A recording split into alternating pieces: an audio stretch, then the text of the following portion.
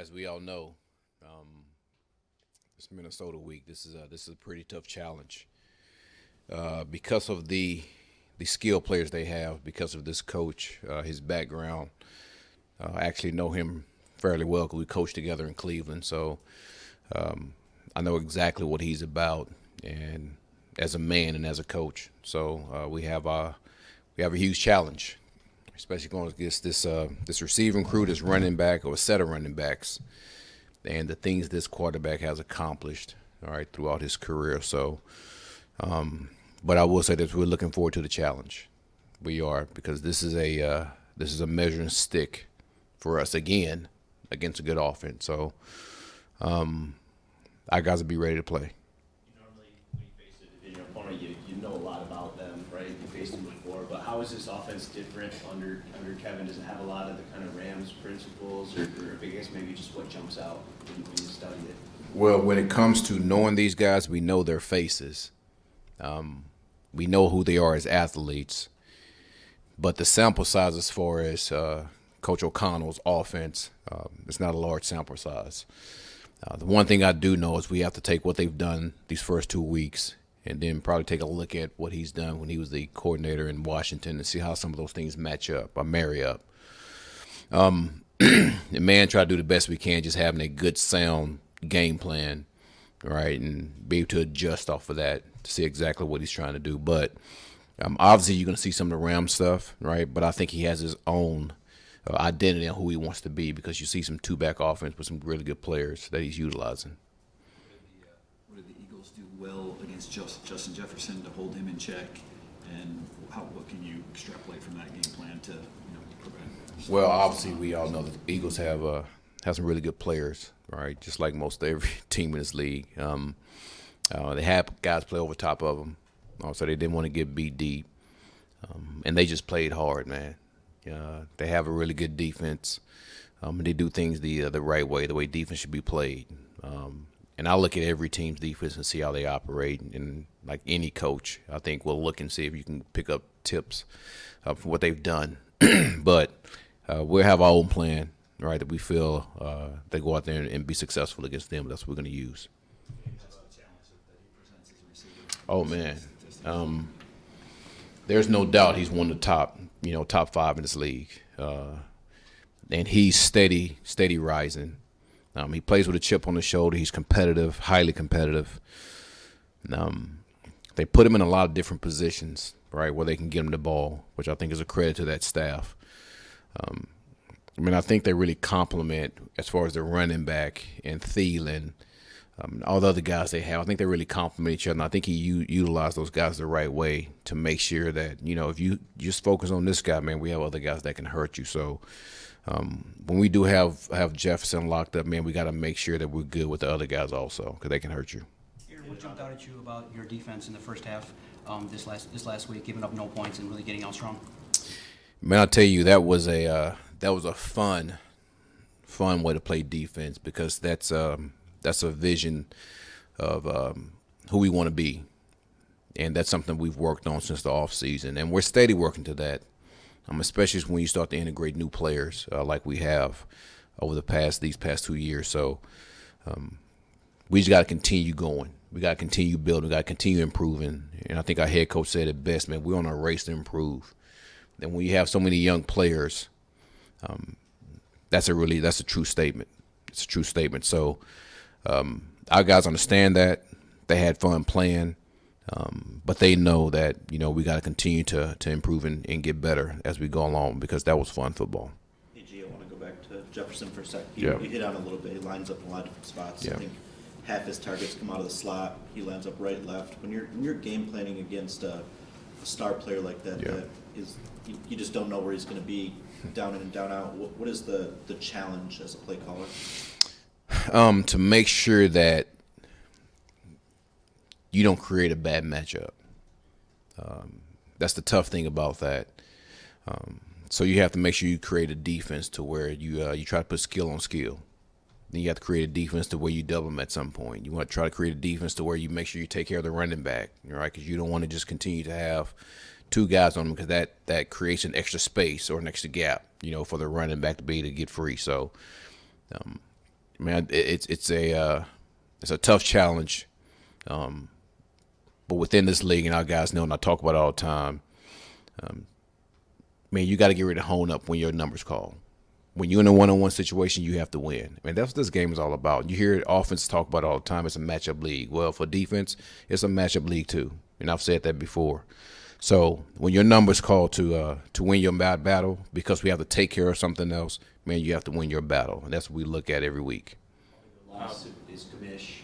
Obviously, was playing pretty well. I think like Yeah. you guys in pressure, set up a lot of different stuff. Just kind of one of those guys he does all the dirty work. Just Yeah. how big of a loss is that for you guys? Anytime we lose a guy on our defense, man, it's a huge loss because I count on those guys each week because there's a specific plan for every guy that we have. But we do know this, and I know it's a cliche that this is a next man up league. But it's a true statement, though. So we're a miss commish. Talked to him last night, for a little bit, and he's chomping at the bit to get back. But I tell you what, that gives an opportunity for somebody else on our defense to go out there and play. So those guys looking forward to it. AB, Jo, all those guys looking forward to going out there playing. Jeff Okuda watches a lot of film, obviously. Yeah. He was telling us this week that he likes to watch his rookie film to see, how far he's come, Yeah. that he was, and see where he is now. So I guess I was curious your perspective on what you see from Jeff as a rookie on the film and what you're seeing now, live and on the film. Well, I didn't have him as a rookie, but I will say this. Just looking at him from training camp last year going to this year, his habits as far as becoming a pro has really improved.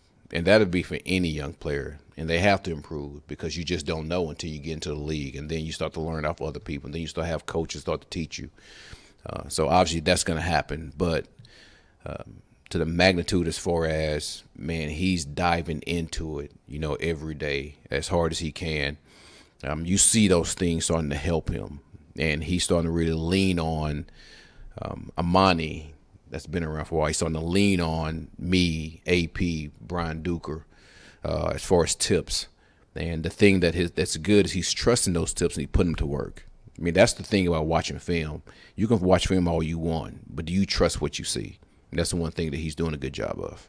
John asked you about the first half of the game. Obviously, the second half was a different story. So as a coach and maybe even relatively a young play caller, what did you learn just kind of about what you need to do better, I guess, between the first and second half of that game, if anything?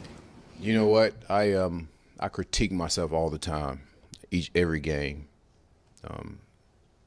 I think you guys know me as for the past 2 years. I like to go after people. And that's just who I am. And I don't know if that's changing anytime soon. But you have to be calculated when you do that. And you have to be able to study film and try to get into the offensive coordinator's mind and see what he's thinking.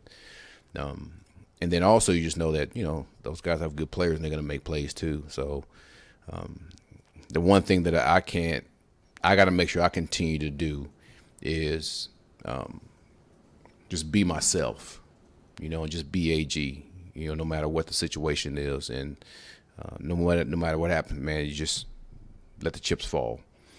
And I'm not saying that's anything different because in the second half, I mean, we pressure too. It's just the fact those guys make plays. And that's how this league is, So, and it goes back to matchups. First half, our guys made more plays than they made. Second half, those guys made a couple more plays than we made. But at the end of the day, we end up winning it. So that's all that matters. Sort of a measuring stick game for you just against this offense and everything. How do you, I know it's a very small sample size, but 2 games in, how do you think your defense has measured up so far? How do I think we've measured up? I think we've done some stuff really, really well. Really well. Obviously, there's some things that we gotta work on. But I tell you what, you look at our young guys and you look at what happened from game 1 to game 2. All right, you see growth there. You look at some of the guys that I spoke before in OTAs that we count on from game 1 to game 2, you see growth there. So it kind of marries up to what our head coach expects is a race to improve. So if we're measuring it off that, I think those guys have done a pretty good job now. The points that we've given up, I did a study on that actually yesterday. And man, 1 yard line, 2 yard line, which is hard to stop in those situations, but we got to stop them. We have to stop them. Actually, I talked to our guys about that this morning. But I do think our guys are doing a pretty good job. We have a ways to go. We will get there. But I think this defense is going to be a pretty damn good defense as we go on through this year. What did you learn from the study? What was that exactly that you? What I learned? Yeah. Man, in this league, you have to, before you know how to win, you have to understand how not to lose and understand how to put yourself in positions to try to win games. And there's a I don't want to say a secret, but there's things in there that sometimes as a player you're like, oh, I didn't know we were doing that. And then it clicks. So you have to continue to evaluate that and continue to show the players that. And sometimes those things hurt, all right? But that's the only way you're going to get growth, all right? It's being uncomfortable so you can't get comfortable. Your faith in Julian was clear with the fact that you inserted him back in the lineup and put him in some important spots in that game. Say it again? Faith in Julian was clear, just the way you put him into that game and put him in some important spots. So just getting him back, what does he mean to this defense? Well, J.O. is a fastball for us, especially off the edge. So we try to utilize him in those situations as much as we can. Obviously, last year he had one of his, if not his best year. We look for him to actually have a better year this year because we know what he can do now.